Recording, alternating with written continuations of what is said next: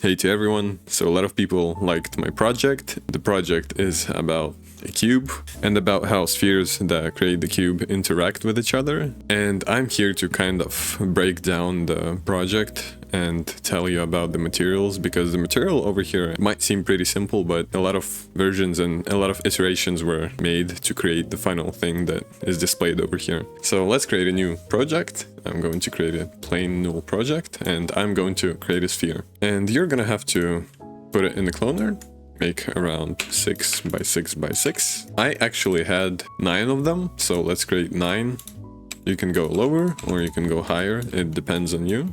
I'm going to create a camera, I'm going to put this in a group, and I'm going to call this group cameras. Let's reset both of the positions, and I'm going to move the camera outside. Let's twist it around so it goes somewhere here. Let's make the values like 45 by minus 45, so it's strictly 45 degrees. And I'm going to make this orthographic. This is important because our animation is going to be orthographic. And this should go a little bit around minus 35. So our scene is starting to look really similar to what I have, and we're gonna have to create the animation. So to do this, you're gonna have to go inside, and you're gonna have to look for spheres not intersecting with each other, because this is really important for collisions. Because we're going to add a collision tag. Let's go to simulation. Rigid body, rigid body, and in the collision tab we're gonna go to thickness, and we should set this somewhere to around 0.25, and the collision shape should be set to sphere. Let's play around with the simulation. So first of all, if you just start your timeline, they're just gonna fall. And you have to make sure that if you press Ctrl D, that in your simulation scene tab, the gravity is set to 0. So if we play this again, they are not gonna fall down. Let's increase the timeline size to like 250. This is gonna be more than enough. So let's go to simulate forces and let's add a turbulence. This is gonna make our spheres move in different directions. So if we go to object and increase the strength and increase the scale, so they're moving really chaotically right now, and so we're gonna have to increase the scale to like, I guess 1000 maybe. So let's look at what it looks like.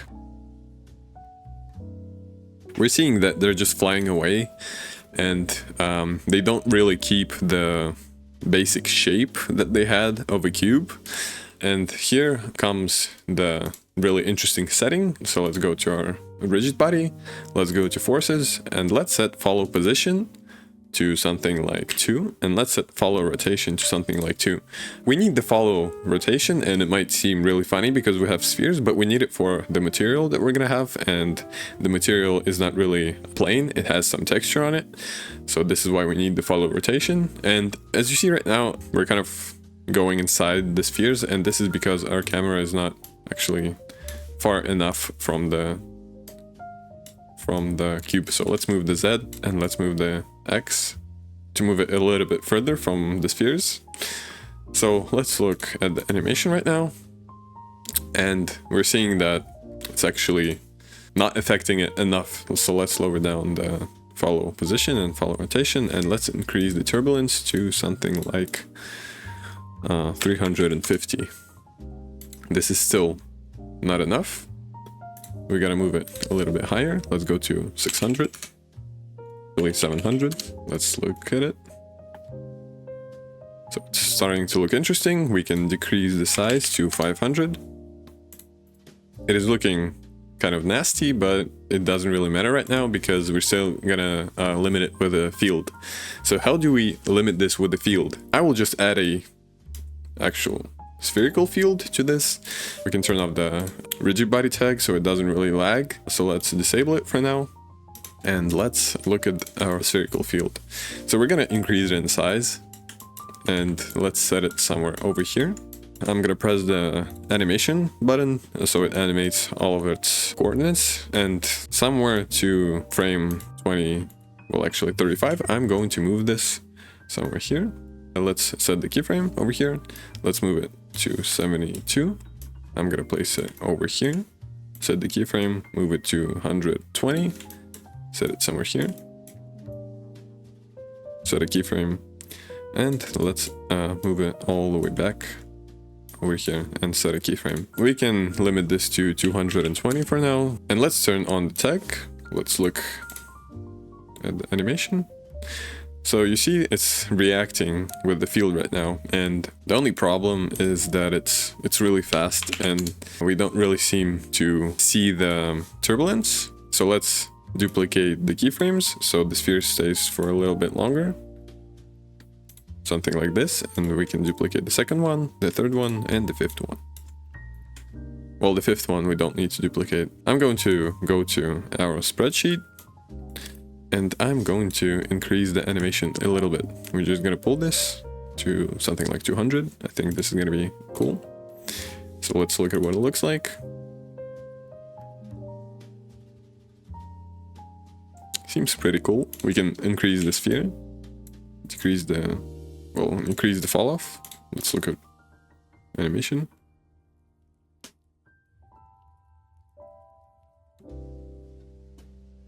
So looking cool, but it's too weak, and we want to make it more energetic. So I'm going to go to turbulence, and I'm gonna set the strength to 1500. This is gonna be really strong now, but it's looking much better. And as you see right now, there's kind of a huge delay over here, and we can just decrease the size and decrease the fall off so it's more linear. We're gonna have a much more selected place for the turbulence to be in. So I think I'm gonna stick to this. If you want this animation to loop, you're gonna have to make sure that each of the sphere is going back to its place. And to do this, you're gonna have to increase the follow position, and this is pretty simple. Just on the frame 200, we're gonna select the bullet tag, make a keyframe on the follow position, and somewhere at 220, I'm gonna set this to something like 10.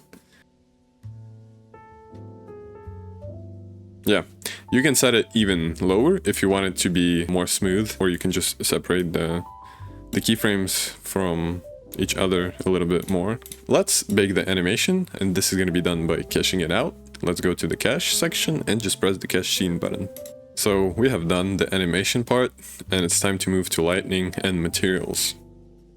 So for lighting, I've tried a lot of things also. So I lit up a really big part of the cube from the right side, and on the left side I decided to keep it all the way black. I also created this really slight backlight on the left side of the cube, so we still see the initial shape. So I'll create two lights, two area lights. Well, let's create the first one, and I'm actually gonna place it in the null, and I'm gonna call this lights. So let's move it to the right side, let's turn it up all the way to the right side. Move it a little bit further and create it much bigger. And we're gonna have to move it to 45 degrees, so it's lining up from the right side. Let's make it less bright, so like -4 on the exposure and like 50 on the intensity. The camera is looking from this side, and obviously it is not pointing in the right direction, so we're gonna have to point it this way. So this seems right. So we're having this really smooth kind of outline. I've tried moving the light much further, but the more further you move it, the more difference of the light intensity of the reflection you have on the last and the first sphere. So we're gonna move it as close as we can while keeping the smooth outline. The only problem is that we have the light on the part that we don't really want the light to be. And I think this is gonna be fixed by creating the material. So let's create the material. Let's place it on the cloner, and I'm going to make it black.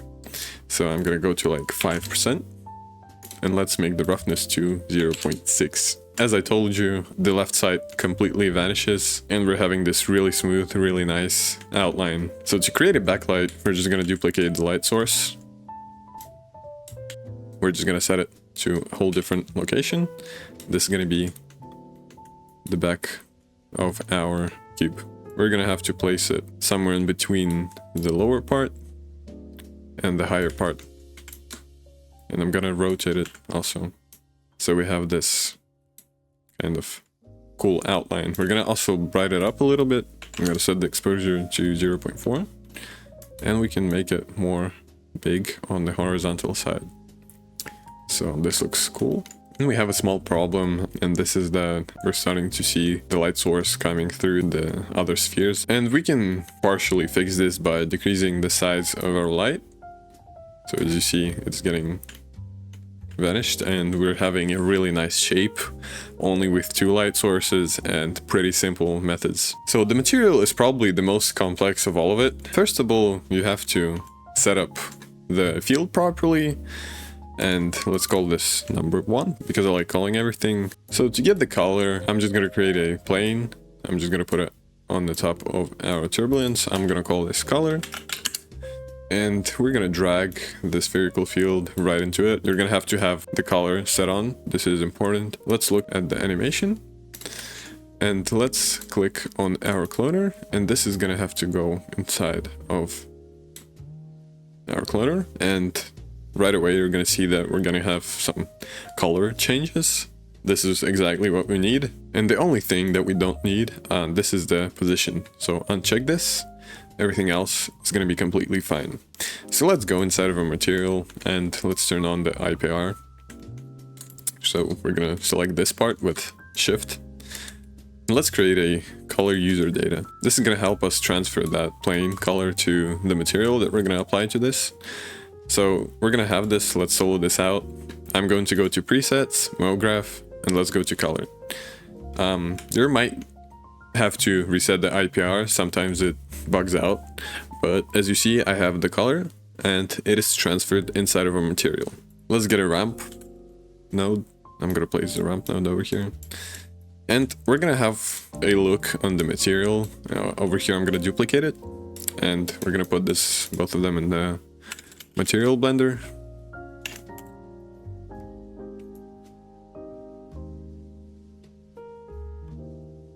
And the ramp is going to be the mask for those materials. So let's plug this in. Let's solo the ramp.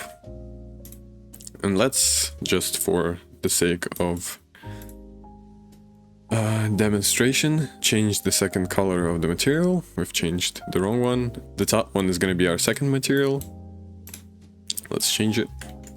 And let's have a look. So I'm gonna make the ramp more contrasty, obviously. And now our goal is to actually create the second material, that part that shines in the project. It was really hard to get a pretty good iteration, but I'm gonna try to break this down as easily and as fast as possible. So the second material that I made is consisted of 3 parts. It is the color part, which is made of the brand colors. This is just made with the ramp. It's pretty simple, I'm gonna show it to you. The second part is the bump map, and the third part is the transmission weight. Let's look at the IPR. I'm gonna create a max on noise. And this node, it is really powerful. It has a lot of noises, it has a lot of settings, a lot of stuff over here. I'm just gonna stick to Voronoi 3 for now, and let's look at what it looks like. It's kind of really small in the overall scale. I'm gonna make it something like 1000 maybe.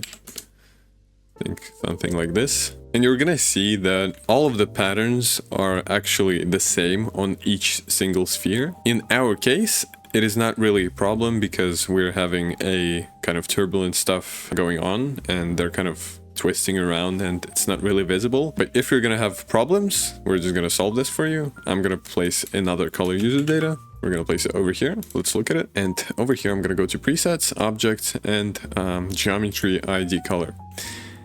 Each sphere is going to have its own ID color, and we can transfer this to vector data. So you can create a vector vector change range. Let's input this. Let's input this into our max noise, and we're going to go to input offset. And in our vector change range, we're going to set new range max to something like 111. Let's look at our max noise now. And as you can see, each pattern is now different. So I'm gonna plug this inside of a bump map. Let's plug the bump map into bump map and plug the noise inside of the bump input. And right away, we're not gonna see anything. Let's look at the material itself. Well, actually, we need to reset the IPR because it's bugged for some reason. So we're not gonna see any interesting stuff right away because we need to apply height scale to something like 20. And once we do that, we're gonna see right away we have something really interesting, but it's not as interesting as it's going to be. We're gonna go to our max and noise, and we're gonna play with the scale. I've made it this way that I have this on 2 or 3, I don't remember. I have this something on 3 and this on 20. And this I had on around 70. Our objects are a little bit different size, so I'm gonna make this something like 700. Well, let's go to 500. And as you see, we're getting these really cool looking lines. And once we're gonna make this transparent, this is gonna look much better. On a really high value of bump, this is gonna change also the index of refraction. So let's make it transparent. All we have to do is increase the transparency. We're gonna make it 0.3 on the roughness. So let's create a ramp. And I'm going to create 3 colors.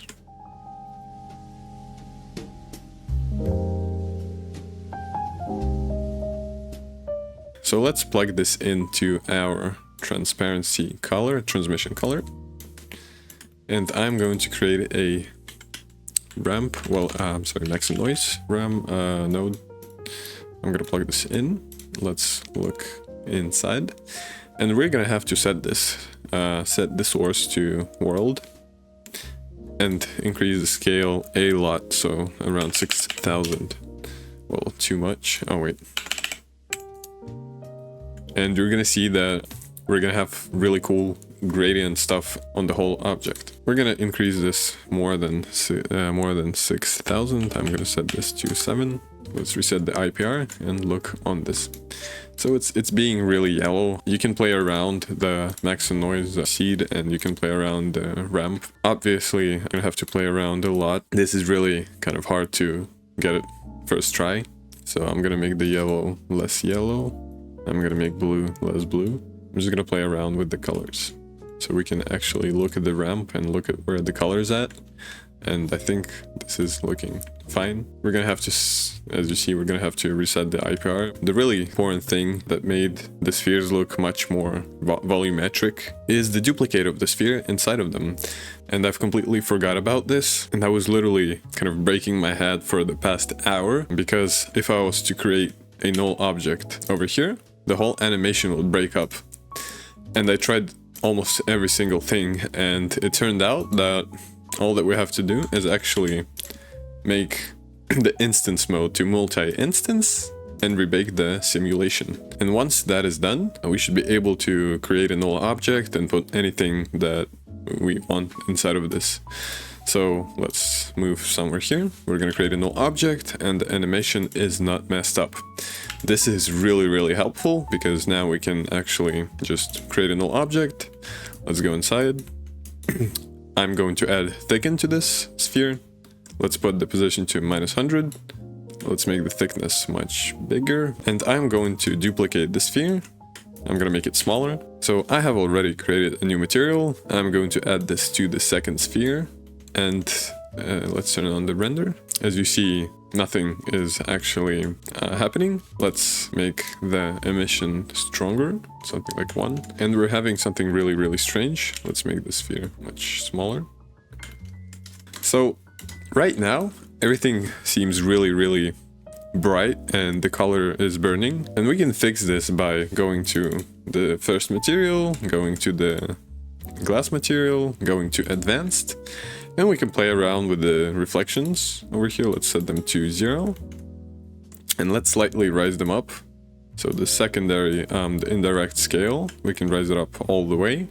And we're gonna have to play with the direct scale, because this is what mostly caused the issues. And actually, I'm seeing that the texture is tiling up again. Maybe because we have lost the object color data because of the way we made the multi-instance. So that's kind of upsetting. That part kind of becomes useless because we cannot cast any index anymore, but it still looks pretty good. So let's make the roughness a little bit higher. I'm gonna put it to 0.45. And once we do this, I'm gonna go to the emission, and I'm going to set the emission to 1.5. This is gonna be a little bit brighter, and I think it looks a little bit better. So the last thing we gotta do is actually play with the transmission weight. And to do this, I'm gonna create a maximum noise, and we're gonna put it through a ramp. I'm gonna make the noise smaller to something like 50. There should be really small dots, kind of something like this, and we're gonna plug this into our transmission weight. Let's look at the result. So we're not seeing really much because the color is really dark. So I'm gonna make a color node, and I'm gonna add a color correct. We're gonna make this color green. So let's plug this into the color. Go to the color and make it green. Something really bright. We're going to go to the color correct and rise up the level scale. We're starting to see those little dots. This is really nice. We're gonna rise it up until it's really visible. Now we can actually lower the noise, and on the ramp just make those dots really barely visible. I really hope you liked the video. I really hope that it brought some really cool ideas, and I wish you a productive start of the week. Goodbye.